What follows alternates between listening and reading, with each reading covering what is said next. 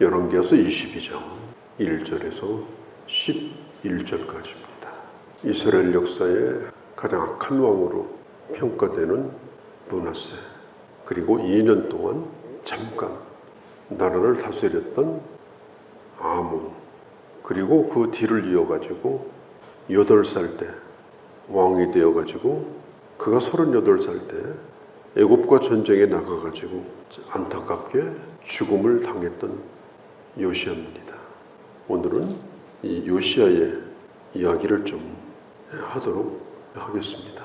많은 선지자들이 므낫세의 손에 의해서 죽었습니다.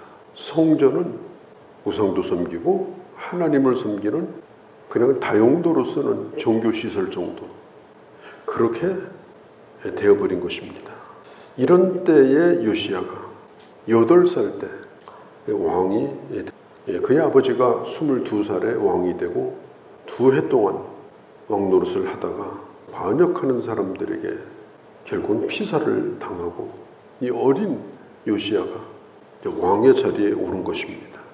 나이가 8살이면 누군가의 지도를 받아야 되는데, 분명한 것은 이 요시야 곁에 요시야를 잘 지도해주는 좋은 사람이, 경건한 사람이 옆에 있었던 게 분명합니다. 그래서 나이가 어림에도 불구하고 하나님의 성전을 사랑하는 마음, 또 하나님의 말씀을 사랑하는 그런 마음을 가지게 됐고 잘 가르침을 받았습니다. 성경에 보면은 다윗의 정직함을 따랐다. 이때는 성경도 없던 때입니다. 성경이 분실됐어요. 그러면 어떻게 그가 다윗을 알았을까? 아마도 그를 가르쳐주는 선생이 아마 다윗 얘기를 자주 들려주지 않았을까요? 그러면 이 어린 요아스가 너무너무 다윗이 좋아가지고, 선생님 나도 다윗 같은 사람이 될래요. 다윗처럼 훌륭한 사람이 될래요. 말씀을 비록 읽지는 못했지만 성경 이야기를 해줌으로 그런 꿈을 꾸게 만들고, 벌써 8살이 됐는데도 그는 다윗을 기억하는 그런 왕이 되었던 것입니다. 세상에 완전한 사람은 없습니다. 우리는 완전한 사람이 아니에요. 완전하다고 말한다면 그것은 대단히 착각을 하고 있는 거죠. 그래서 우리는 그 하나님을 바라보면서 부족한 가운데서도 온전하게 끊임없이 최선을 다하는 거예요. 그걸 다윗과 같은 정직이다, 이렇게 말을 하는 겁니다.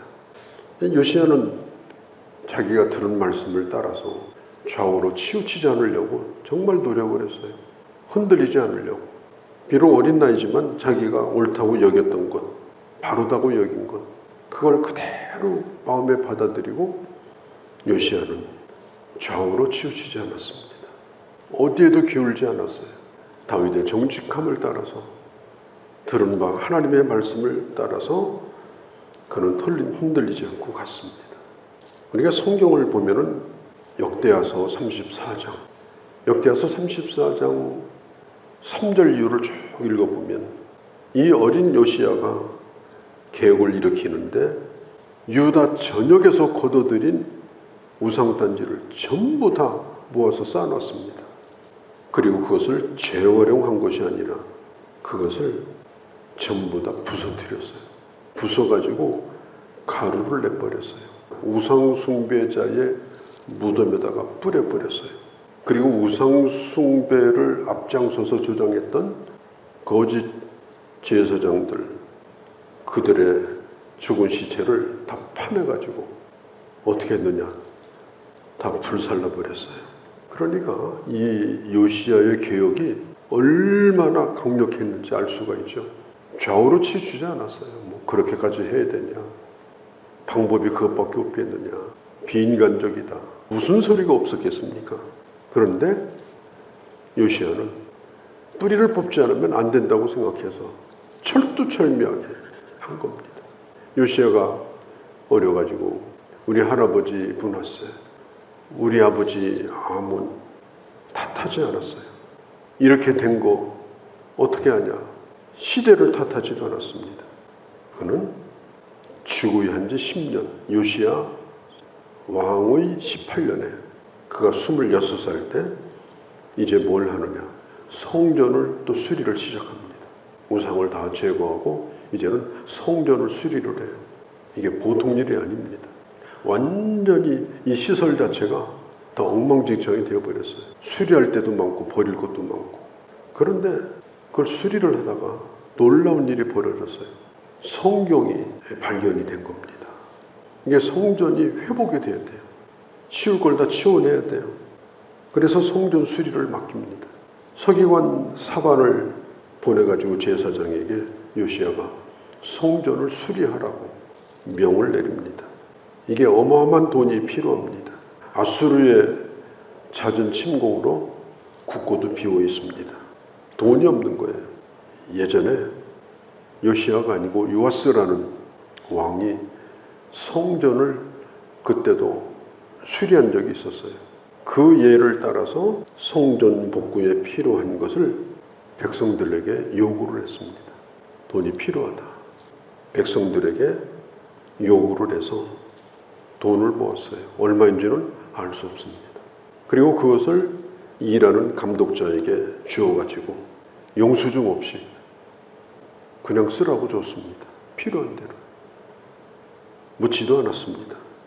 그 기술자들이 진실하고 정직했기 때문에 그렇게 한 거예요.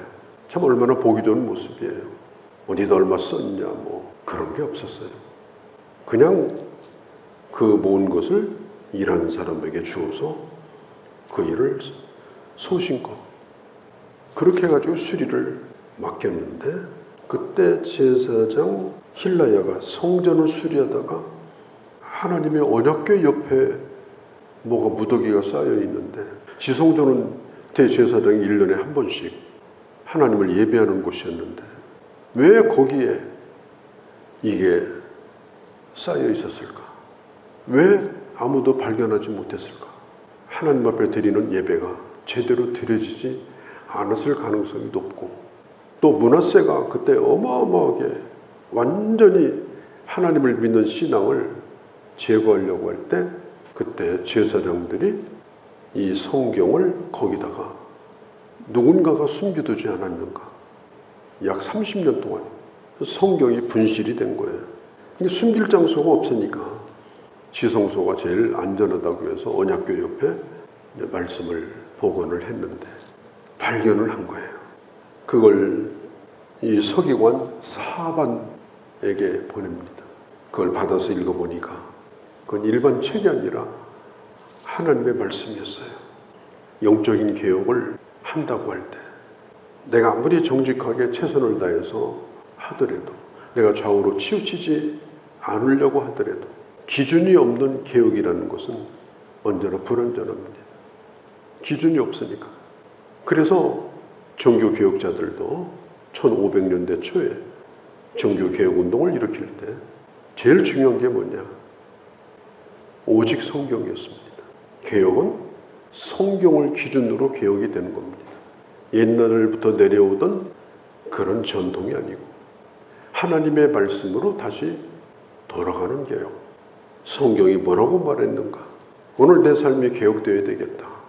내가 새로워져야 되겠다.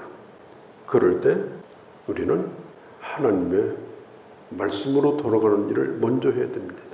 그래서 말씀이 기준이 돼야 돼요. 내 기준이 아니에요.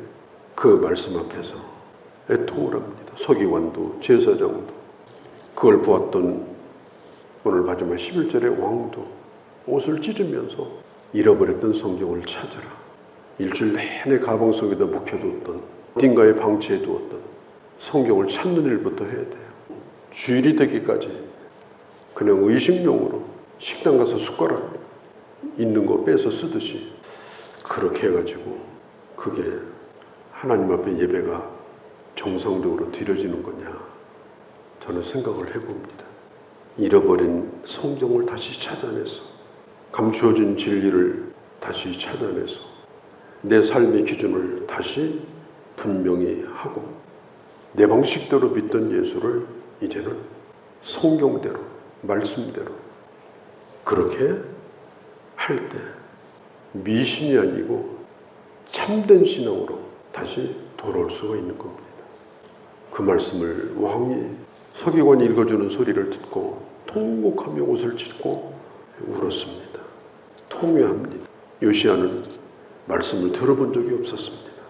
정말 암흑 시대에 그는 빛과 같은 사람이었어요. 정말 빛나는 요시야였습니다. 그런데 말씀 없이 그냥 귀에 들은 바대로 하니 얼마나 힘들었겠어요. 흔들리지 않으려고 말씀을 들으니까 자기가 얼마나 부족한 자인가 흔들리지 않으려고 했는데도 얼마나 잘못된 것이 많았는가 자기 실상을 발견하고 통회를 하게 된 것입니다. 오늘 우리가 살고 있는 시대가 부족한 게 없습니다. 걱정은 뭘 먹을까 걱정이 아니라 아모스 8장 1절에 오늘 사람들이 헐떡이면서 찾아다니는데 그것은 못 먹어서도 아니고 못 마셔서도 아니라 그 심령이 말씀으로 채워지지 않았기 때문이다. 성경이 그렇게 말하고 있습니다. 진정한 만족, 진정한 즐거움, 진정한 영적인 안정감, 또 영적인 개혁, 이것은 하나님의 말씀을 통해서 주어지는 것이다. 정말 캄캄한 시대에 들었던 말씀만 가지고도 다윗처럼 살았잖아요. 참 얼마나 귀합니까? 거기다가 말씀을 읽고 배우면 얼마나 더 귀하겠습니까? 우리는 이미 그런 은혜를 누리고 살고 있지 않습니까? 하나님의 말씀을 따라서 우리 주님 안에서 주님과 함께 건강한 영적 생활을 하는 그런 귀한 주의 자녀들이 되어주시기를 바랍니다.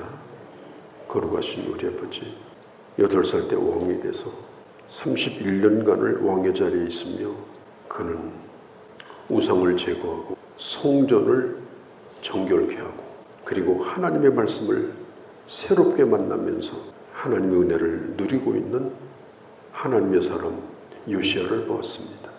어둠의 때에 하나님의 말씀으로 인하여 빛나는 그런 삶이 되게 하시고 우리의 입술에서 나가는 모든 말이 인간의 말이 아니라 하나님의 은혜의 말, 살리는 말, 하나님의 복음이 되어지는 말로 하나님께 영광을 돌리는 그런 저희가 되게 하여 주옵소서. 예수님의 이름으로 기도하옵나이다. 아멘.